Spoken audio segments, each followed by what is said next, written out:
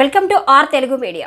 నల్గొండ జిల్లా దేవరకొండ కేంద్రంలోని బీజేపీ సర్కార్ ప్రవేశపెట్టిన సంక్షేమ పథకాలను రాష్ట్ర ప్రభుత్వం సక్రమంగా అమలు చేయకపోయిందని నల్లగొండ పార్లమెంటు భాజపా అభ్యర్థి సైదిరెడ్డి అన్నారు. దేవరకొండ పట్టణంలోని పీపీఆర్ ఫంక్షన్ హాల్లో శుక్రవారం జరిగిన విలేకరుల సమావేశంలో సైదిరెడ్డి మాట్లాడుతూ అన్ని వర్గాల ప్రజల అభివృద్ధి కోసం భారతీయ జనతా పార్టీ గతంలో అనేక సంక్షేమ పథకాలు ప్రవేశపెట్టిందని అన్నారు. దేశ భద్రత కావాలన్నా, దేశంలో అభివృద్ధి జరగాలన్నా, ఎటువంటి స్కీములు లేకుండా దేశం అభివృద్ధి పథంలో నడవాలన్నా ఖచ్చితంగా మోదీ ద్వారానే అవుతుందని ప్రజలందరూ ఆలోచిస్తున్నారని అన్నారు. దేశం కోసం ఒక్కరోజు కూడా సెలవు పెట్టకుండా తన జీవితాన్ని అర్పితం చేసిన గొప్ప మహానీయులు మోదీ అని గుర్తు చేశారు. ఈసారి దేశవ్యాప్తంగా ఖచ్చితంగా 400 సీట్లు గెలవబోతున్నామని, అందులో దేవరకొండ కూడా ఉంటుందని తెలిపారు. కాంగ్రెస్ ప్రభుత్వం అన్ని అబద్ధపు హామీలు ఇస్తుందని, ప్రస్తుతం ఏ హామీ అమలు చేసే దిశలో కాంగ్రెస్ ప్రభుత్వం లేదని అన్నారు. దేవరకొండని కూడా పర్యాటక ప్రదేశంగా చేస్తామని, దేవరకొండకు రైలు మార్గం కేవలం బీజేపీ ద్వారా సాధ్యమని అన్నారు. భాజపా కార్యకర్తలు, నేతలు ఎన్నికల ప్రచారాలు విస్తృతం చేయాలని కోరారు. భారతీయ జనతా పార్టీ జిల్లా అధ్యక్షులు డాక్టర్ నాగం వర్షిత్ రెడ్డి, జిల్లా ఉపాధ్యక్షులు వానం నరేందర్ రెడ్డి, అసెంబ్లీ కన్వీనర్ ఏటి కృష్ణ, రాష్ట్ర కార్యవర్గ సభ్యులు కర్నాటి సురేష్, రాష్ట్ర నాయకులు నక్క వెంకటేష్ యాదవ్, జిల్లా కార్యదర్శి వస్కుల సుధాకర్, జిల్లా ప్రధాన కార్యదర్శి చెల్లమోని రాములు, దేవరకొండ పట్టణ అధ్యక్షులు గుండాల అంజయ్య, జిల్లా కార్యవర్గ సభ్యులు కుంభం తిరుపతి గౌడ్, రెడ్డి శంకర్, భాస్కర్ మరియు వివిధ మండలాల బీజేపీ కార్యకర్తలు, నాయకులు పాల్గొన్నారు. నన్ను ప్రకటించగానే మా శ్రేణులంతా కూడా ఆనందంతో ఆహ్వానించినందుకు, సపోర్ట్ చేసినందుకు అందరికి కూడా పేరు పేరున ధన్యవాదాలు తెలియజేస్తా ఉన్నా. ఖచ్చితంగా ఈ 17 పార్లమెంట్లో నల్లగొండలో కాషాయ జెండా ఎగరేయటానికి అంత మా కార్యకర్తలు, నాయకులు అందరూ సిద్ధంగా ఉన్నారు. ఎప్పుడు లేని విధంగా ఈరోజు దేశం కాదు ప్రపంచం మొత్తం మోడీ వైపు చూస్తూ ఉంది. ఎక్కడికి పోయినా, ఏ ఊరు పోయినా ఈసారి మా ఓటు మోడీ గారికి అంటా ఉన్నారు. యువత కానీ, మహిళ కానీ అందరు కూడా మా ఓటు ఈసారి ఖచ్చితంగా మోడీ గారి కమలం గుర్తుకే ఓటేస్తామంటా ఉన్నారు. ఎందుకు ఓటేస్తా ఉన్నారు మోడీ గారికి? ఎందుకని 2 సార్లు అయినా 3వ సారి కూడా ఎందుకు ఇంత ఫేమస్ అయిపోతా ఉన్నాడు? ఎందుకు అందరూ ఓటేద్దామని పాజిటివ్గా వస్తూ ఉన్నారు, నెగిటివ్ టాక్ వదిలిపెట్టి? అంటే మోడీ గారు చేసిన పనులు. ఈరోజు నాలాంటి వాళ్ళందరూ దేశం కోసం కావాలంటే, ఈ దేశానికి దేశ భద్రత కలగాలన్నా, దేశంలో అభివృద్ధి జరగాలన్నా, ఏ స్కీములు లేకుండా దేశం అభివృద్ధి పరంలో నడవాలంటే ఖచ్చితంగా మోడీ గారి వలన అయిద్దనేది ఈరోజు ప్రజలందరూ ఆలోచిస్తూ ఉన్నారు.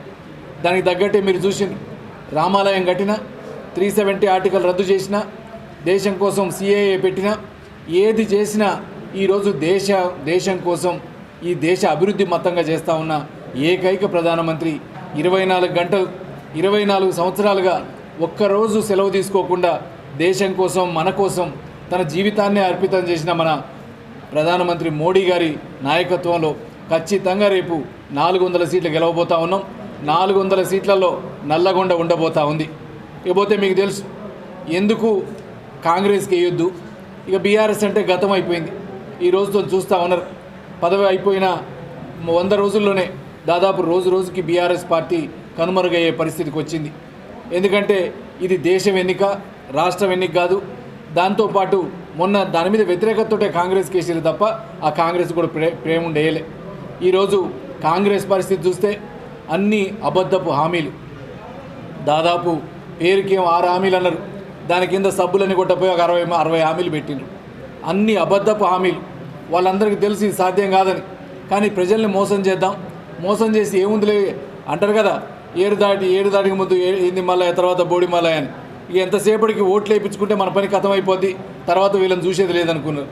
కానీ ఇమీడియట్గా పార్లమెంట్ ఎలక్షన్ రావడంతో దీన్ని ఏం చేయాలనో తెలియక అన్ని దొంగ అప్లికేషన్లు తీసుకున్నారు. 1,25,00,000 అప్లికేషన్లు. నేను ఒకటే అడుగుతా ఉన్నా రేవంత్ రెడ్డి గారిని, ఈరోజు మన దగ్గర ప్రతి వ్యవస్థ కంప్యూటరైజేషన్ ఉంది. ఎవరు కంప్యూటర్లో డబ్బులు పే చేస్తున్నాం, కంప్యూటర్లో అన్ని వ్యవస్థలు ఉన్నాయి, కానీ అప్లికేషన్లు మాత్రం పేపర్లో తీసుకోవడం అంతర్యమైంది. పేపర్లో తీసుకున్న అప్లికేషన్లు అసలు అప్లికేషన్లు అయినాయా, ఆన్లైన్ కాలేదా ఇంతవరకు? ఎందుకంటే టైం గడపాల. పార్లమెంట్ ఎలక్షన్ కోడ్ వచ్చిందా కుట్టేసరి తర్వాత సంగతని కోడ్ కోసం ప్రయత్నం చేసిరు తప్ప పనిచేయడానికి ప్రయత్నం చేయలే. ఎంతసేపటికి 2 లక్షల రుణమాఫీ అన్నారు. అన్న మీరు తీసుకోండి, ఈరోజు ఓట్ల ముందు దాకా తీసుకోండి, 9వ తారీఖు మీకు 2 లక్షల రుణమాఫీ అన్నారు. అయిందా రుణమాఫీ ఈరోజు? కానీ రుణమాఫీ చేసే పరిస్థితి లేదు. ఎందుకంటే 35,000 కోట్లు కావాలి. మహిళలకు 2,500 ఇస్తామని చెప్పిండ్రు. దాంతోపాటు పెన్షన్లు 2,000ని 4,000 చేస్తామన్నారు. ఇవన్నీ అబద్ధపు హామీలు. ఏదో చిన్న చిన్నవి మహిళలకు బస్సులు ఇప్పించి మీరు కొట్టుకోండి అంటున్నారు తప్ప ఇక వేరే హామీ నెరవేర్చే పరిస్థితి లేదు. ఎంతసేపటికి వాళ్ళు చెప్పే మాట ఏంది? డబ్బులు లేవు, అప్పులు అయినాయి, ఇక అందుకే మేము చేయలేకపోతున్నాం. మనకి తెలియదా గెలిచేటప్పుడు? ఆ రోజు మొత్తం ప్రతి ఒక్కటి ఏ సంవత్సరం ఆ సంవత్సరం ఫైనాన్స్ రిపోర్ట్స్ ఉంటాయి, అసెంబ్లీలో రిపోర్ట్స్ పెడతారు. అవన్నీ చూసేది లేదు. ఎంతసేపటికి అధికారం కోసం అబద్ధాలు మాట్లాడి ప్రజల్ని మోసం చేస్తూ ఉన్నారు. కానీ మోడీ గారు ఏదన్నా చెప్పిండ్రు అంటే చేసుకుంటూ వస్తూ ఉన్నారు. ఇదొకటే కాదు, ఈరోజు వేలాది ఎకరాల పంటలు ఎండిపోతూ ఉన్నాయి. వాటి గురించి పట్టించుకునేది లేదు.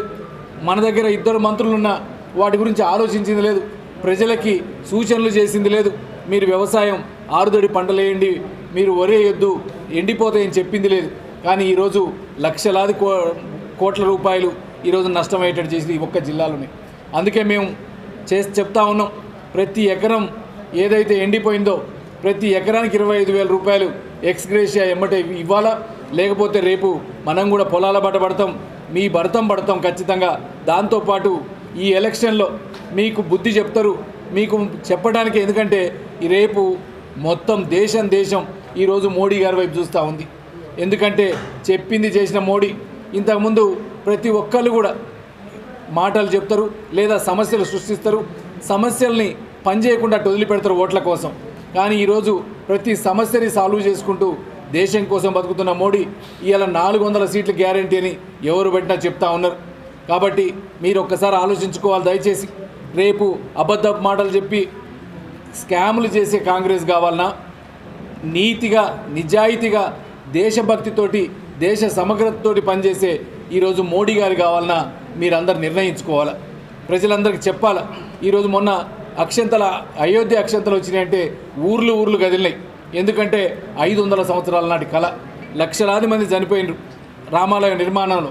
కానీ అది నిజమయ్యేటట్టు చేసిన నాయకుడు ఇలా నరేంద్ర మోడీ గారికి వేస్తామని మన అక్కలు చెల్లెళ్ళు అమ్మలు అందరూ కూడా ఈరోజు ఎప్పుడు ఓట్లు వస్తాయా, ఎప్పుడు నరేంద్ర మోడీ గారి మనం తీర్చుకోవాలన్నా అని ఈరోజు ఓట్లు కమలం గుర్తుకు వేయడానికి సిద్ధంగా ఉన్నారు. కాబట్టి దయచేసి మీరందరికీ విజ్ఞప్తి, మనం ఈ దేశాన్ని బాగు చేయాలన్నా, ఈ దేశంలో స్కాములు లేకుండా దేశాన్ని నడపాలన్నా ఇలా చూస్తూ ఉన్నాం. మనం దేవరకొండ వస్తూ ఉంటే మా కోదాడ నుంచి జడ్చర్ల దాకా హైవే వేసిందంటే మోడీ గారు వేసింది. దాంతోపాటు నిన్న ఎవరో ఒకరు ఫోన్ చేసి అడుగుతారు, మా అమ్మ పుష్పలత అనుకుంటా అడిగిన అయ్యా మాకు మీరు గెలవంగానే ఎట్టాకు మీరు గెలుస్తారు, ఎందుకంటే ఈరోజు మోడీ వేవ్లో గెలిచేది గ్యారంటీ, దేవరకొండకు రైలు చూడాలి మేము అంటున్నారు. ఇలా రైళ్ళు డబల్ లైన్లు అయినా, మన హైవేలు 2 ఇంతలు పెరిగినా, ఏది చేసినా మోడీ గారి వల్లనే అయింది. ఇంతకుముందు ప్రధానమంత్రి అవుతాడు పోయినసారి మన ఉత్తమ్ కుమార్ రెడ్డి ఎంపీ అయినట్టు.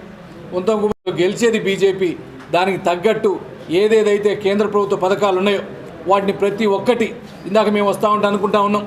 దేవరకొండగా దేవరాయకొండని పర్యాటక ప్లేసులు చేయడానికి కేంద్ర ప్రభుత్వం తరఫున కూడా పోరాడతాం.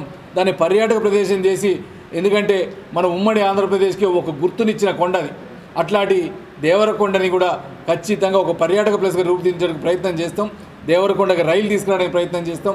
అట్లనే మన దగ్గర యువత చాలా పెద్ద ఎత్తునున్నది. దాంతోపాటు మన ట్రైబల్ యూత్ చాలా పెద్ద ఎత్తునున్నది. వాటన్నిటికీ ఈరోజు ఖచ్చితంగా మనం ఒక ట్రైబల్ మహిళని దేశ అధ్యక్షురాలిగా చేసిన ఘనత మన ఒక నరేంద్ర మోడీ గారికి, భాజపా ప్రభుత్వానికి దక్కింది. కాబట్టి అందుకని అందరూ మాకు కావాలా, మేము ఉండాలని ఆశిస్తూ ఉన్నారు.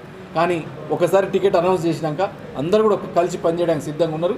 కలిసి పనిచేస్తాం, భాజపాని గెలిపిస్తాం.